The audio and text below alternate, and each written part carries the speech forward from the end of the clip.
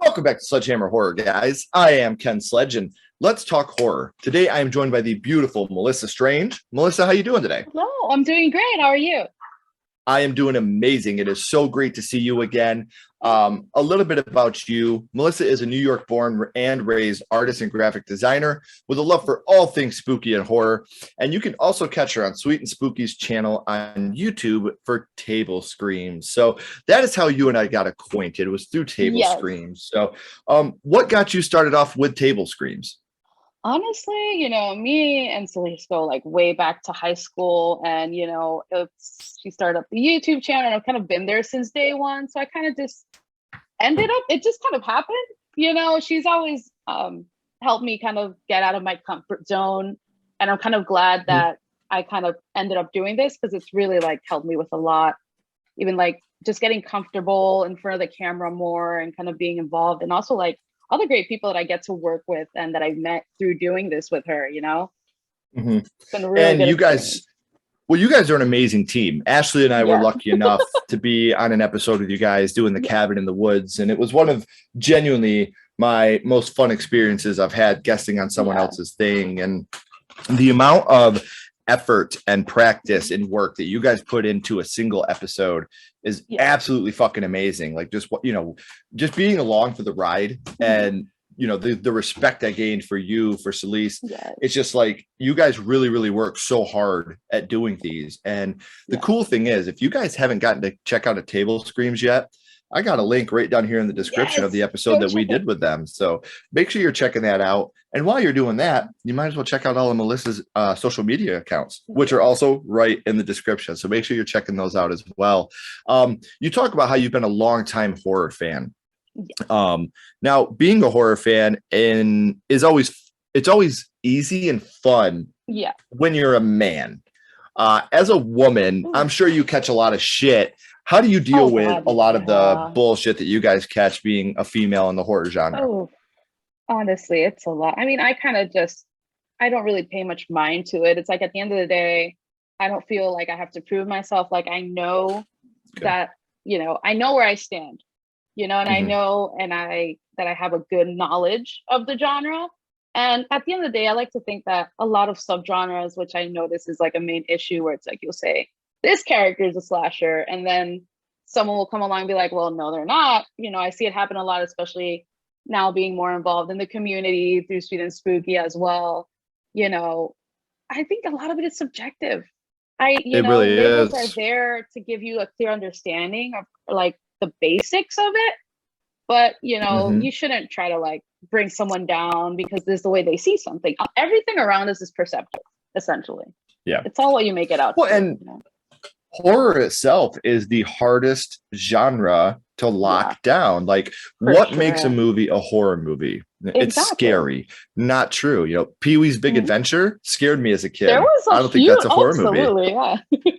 And then you got, well, there's got to be death. Well, The Lion King has death. I don't consider that a horror movie. So I am 100% with you, and it shouldn't matter if you're male, female, whatever. Horror is completely subjective, and it always has been. It always will be. And and Celeste is another one that has to do with a lot of bullshit that I see a lot, and a lot of the guys that I'm friends with in the community have to go through it, and it really bums me out because a lot of the men that I know in the community are some of the best guys in the whole world, and then you got these couple douchebags that make everybody look bad. So, for sure. One question I did have for you, you obviously are a big fan of Table Screams, and you are an artist. You do a lot with your art. Have you ever thought about branching off and making your own channel and starting something on your own? Actually, I did. I actually was going to make like a little announcement. This is going to be the debut of this, actually. In the past few months, I've been saving up and gathering equipment because eventually I do want to start Twitch streaming horror games and start off from there and see where that branches off. So you guys might actually see me streaming every now and then in a couple of months. So I'm excited for that, actually. I really hope that happens because I cannot beat Mission 4 on Evil Dead the game, and I'm wanting to rip my fucking hair out. I am down for that. Yeah. Like, I don't know. Have you played the game yet? I have not had the chance to just yet, but I'm getting there. Check it out. I am excited. You got to check it out. It's so good. There's so many. And after you beat Mission 4, After you I beat mission got 4, you. text me. Like, let me know Ken, what the hell I you did did. it. There's So, so many great horror games coming out this year too. So it's like it's an amazing time to start streaming if you're gonna do horror now. well, you Like got the the Texas Core. Chainsaw game coming out. You got the Yeah. next chapter in the what is it? I can't think of what it's called. The dark anthology, the Dark Yes. Pictures anthology. Mhm. I love Those are those. all I think great. those are Yeah. so good. Mhm. So yeah, I will definitely be glued to the screen to watch you stream shit. Yes. So Thank count you. me in. I'll be there watching. So I am so excited to work with you again, Melissa. And the good thing is, we've worked together with Celise, Yes. and now we're working together here. And you Yeah. wouldn't be working with Celise if you never discovered horror. So Yeah. we talked about the future with your Twitch streaming and what you're doing now with Mhm. table screams and your art. But now, Melissa, I want to go back to the past and talk about what got you started in the horror genre, your first horror Ooh. movie. And Melissa, your first horror movie was Bride of Chucky. It always comes back to Chucky somehow. well, and I think everybody that's ever watched this channel knows Yes.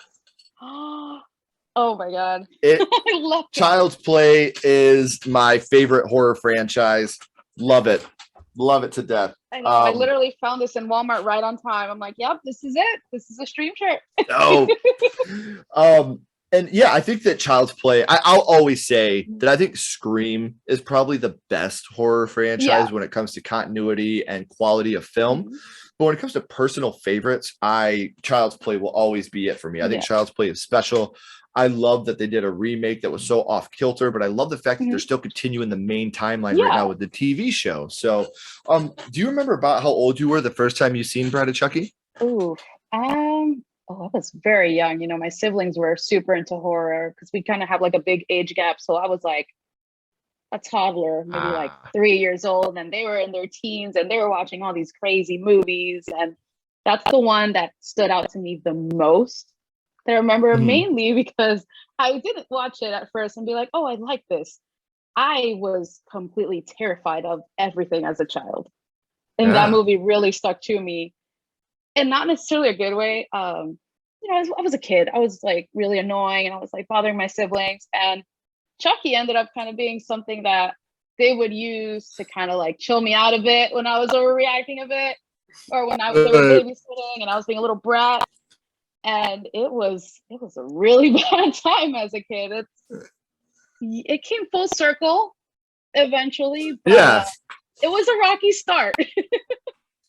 Well, especially when you're a kid, because when you're a kid, you look at toys as a means of escape, a means of fun, and then you see this child's doll doing what Chucky does, and it automatically is like, this is bullshit. What do my toys do when I leave the room? Right. So, we talked about who you were with, probably your older siblings trying to put you through hell. But which scene from Bride of Chucky would you say it was that affected you the most? Oh, it's split between two, because the main thing as a kid that I would always see over and over again in my head when I was scared was after like the RV crashes that Tiffany comes out because she like in the oven somehow she's all burnt to a crisp. And then, you know, she's still doing her thing. And it was just, for me as a kid, I was like, I've never seen anything like that before, let alone a child's toy. So that was like, oh my God, I was sobbing. I was like messed up for years after that. And then also when she's giving birth to presumably Glenda at the end too. Not something a child should be watching because I didn't even understand the concept of birth at the time. So seeing something pop out of her already, look, she's already burnt. There's blood everywhere. She's screaming, and it was a lot. Yeah, well, it still is. Like I think that Bride of Chucky gets a bad rep because the human cast in this movie sucks. But man, this movie's so good. I do love this movie. I think when it comes to the Chucky, the Child's Play franchise, I think that Seed of Chucky is probably the worst of the bunch. But it's still fun. Like I still love it. And this one's very meta, and a lot of the meta moments throughout Bride of Chucky really pull it together. So while we're talking about meta moments, what would you say your favorite scene from Bride of Chucky would be? Oh, I love this. And me and Celeste will go on about this because we can quote it word for word. when they're in the RV and Chucky and Tiffany start arguing about how he won't wash the dishes that they're trying to say. We just go back and forth. One of us starts with like slaving away, baking cookies, and then the other one starts with the Swedish meatballs, and we just go back and forth. That's so awesome. Yeah, like, but I love how they're egging each other on, like the humans are egging on each other. See, like for me, I always go back to, I went and seen this in cinema.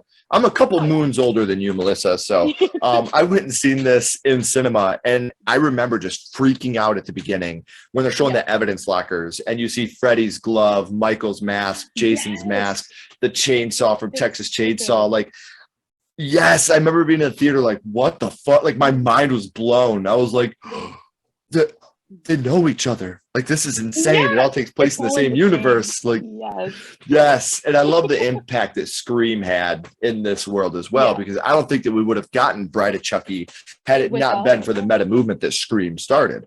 So one thing that we do love as horror fans is the kills. We love the kills. The gorier, the better. And Bride of Chucky is in no way short on the kills. So, Melissa, what would you say your favorite kill from Bride of Chucky would be?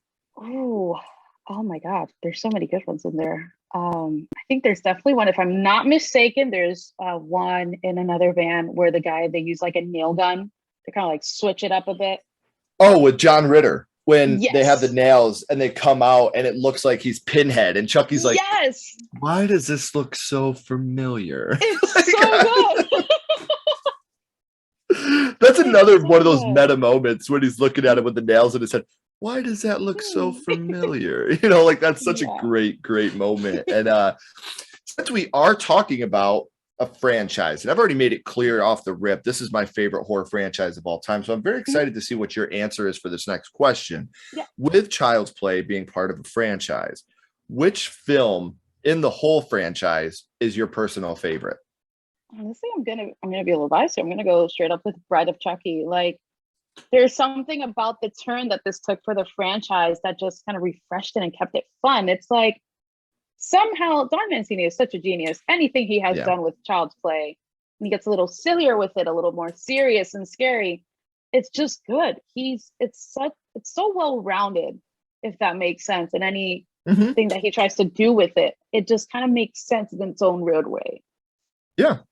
See, I'm in the huge minority where I think Child's Play 3 is my favorite. Like, I love Child's Play 3. I think that one is still scary. But this is where Chucky starts with his real, I mean, like, obviously in Child's Play 2, you got like the how's it hanging, Phil? Or you've been naughty, Miss Kettlewell. Like, you've got those moments. But 3 just takes it over the top. And I think it's so fucking good. The only thing 3 lacks is the fact that we don't have Alex Vincent as Andy. But, you know, that is neither here nor there. Now, another thing I've been asking, and this has already happened. So I usually ask, would you like to see your first horror movie remade today? Now, obviously, we just had that with Child's Play, with the Child's Play remake. What was your opinion on the Child's Play remake? I honestly think, I don't want to say that I hate it, but it didn't feel to me personally like Child's Play. I almost feel like it would have done even better if it would have just been its own thing, in a way, like its own separate experience, pulled away from the original storyline. You know, it's with the whole AI thing. Like, I kind of get what they were going for, but I don't know. I like the classics, and it's a little rough take on it. No, I get that. And I see where I'm different is I absolutely love the remake. I think it's so good. But what I'm saying with you is, like, if they would have called this movie Buddy from the World of Child's Play, I think it would have done so much better. Yeah, for sure. Like, you know, even a little change like that. Yeah. Even if they would have, like, even if this movie would have done really, really well and they wanted to do a sequel, they couldn't call it Child's Play 2 because that studio does not own the rights to Child's Play 2. So, like, I would have loved to see Buddy from the World of Child's Play and then a sequel like that Bear, Buddy Bear from the World of Child's Play. Like, it just continue on in the world of Child's Play. Yes. Like, I think that would have been so much better because obviously I love the fact they didn't try to redo the voodoo aspect because Brad Dourif is Charles Lee Ray. Oh, absolutely. You know, they can't redo that. And the doll looked fucking stupid in the remake, but I think the remake had genuine laughs. Yeah. The remake had genuine laughs, genuine scares, some good character development. It was really more like an abusive boyfriend husband story. You know, like, I love you so much that I'm going to do whatever I can. You're mine. Mm-hmm. I'm going to protect you. And I did like that aspect of it as well. But see, now I'm going to throw a little bit of a curveball here at you, Melissa. We talked about your first horror movie being Bride of Chucky, and they are still filming Scream 6, but I'm still lucky enough that I got Ghostface to come off the set and ask you a question. What's your favorite scary movie, Melissa? What is your favorite horror movie of all time? Oh, man. You know, I always get torn because I go back and forth between those two, but I honestly have to say it's definitely, I'm going to be basic and just go with Halloween. There's just something about Michael Myers that has always inflicted fear in me since I was a kid, but it's like, I can't help it. I keep going back. No matter how bad I'm assuming you mean the Rob Zombies one, right? Okay, so that's true, that one. The second one that he remade, that's a no. It's so funny because growing up, I fucking hated Halloween growing up. Like, I grew up, I was very lucky. I grew up in a video store. So my parents owned a video store. I could pick any movie I wanted. And I'm watching all these, you know, Nightmare on Elm Street, Friday the 13th, Child's Play. And then I didn't watch Halloween till later on. You know, that was probably one of the later franchises I watched. And I was like, man, this shit is boring. Like, this is so boring. And compared to like Jason, you know, Freddy, with the way they kill, you know, Michael stabby. So as a kid, I hated it. Now that I'm older and wiser, I think that he's so scary. Like, he's the most realistic of the bunch. He's just your neighbor next door that snapped and went crazy. So yeah, it's much respect. So we talked about your horror movie being Bride of Chucky. We talked about Halloween 78, your favorite horror movie. I want to remind everybody, because you can see we're at the end of the third act. The curtain's about to drop and the credits are about to roll. So make sure that you are following Melissa on all her social media links. Make sure you check out our episode of Table Screams. Make sure you hit that subscribe button on Sweet and Spooky's channel and ring that bell. So whenever they do their Table Screams, you can check out what they do, because these ladies work so fucking hard. And what you see on the actual Table Screams is absolutely nothing compared to all the script writing, all the rewrites, all the practicing that goes into it, all the rehearsals.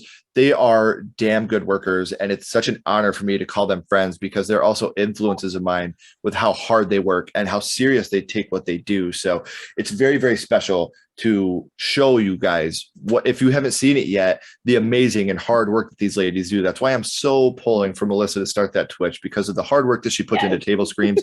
And that's not even her baby. I can't imagine what you're going to do on something that is truly yours. So I'm so stoked to watch to see what you do. But before I let you go, I want to bounce back to Bride of Chucky real quick. And what we're going to do is rank this on a skull count. Now, we're not being critics. We're not judging it on score, production, acting, nothing like that.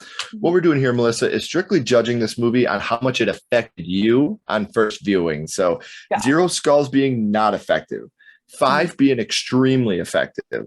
You can use half and quarter skulls anywhere in the middle. What would your ranking of Bride of Chucky be? Ooh, I'm going to give it 4.5 skulls. Because just overall, subconsciously realizing it, and it hit me a couple of months ago, this movie influenced a lot more than I thought it did aesthetically. The soundtrack definitely made an impact to half of the things I listen to now. Tiffany's aesthetic, like whole dark gothic, and then Alexis Arquette, you know. So many like good looks. And it's like, I look at myself and I'm like, that's probably a big part of where I got half of these things from. And I love it. It subliminally really just stays in there. Like, it really does. Like, there's so many things from my life that I could trace right back to House from 1986, which was my first horror movie. Like, It's unfucking real. So, Melissa, I do again want to thank you so much for taking time out here. By the time you guys watch this, it's been a couple moons, but we are recording on Memorial Day. So thank you for taking time away from the barbecue to come and hang out with me for a little bit. But don't go anywhere. I have a couple more questions for you. Everybody else, as always, keep talking horror, stay what you are, and we'll see you guys soon.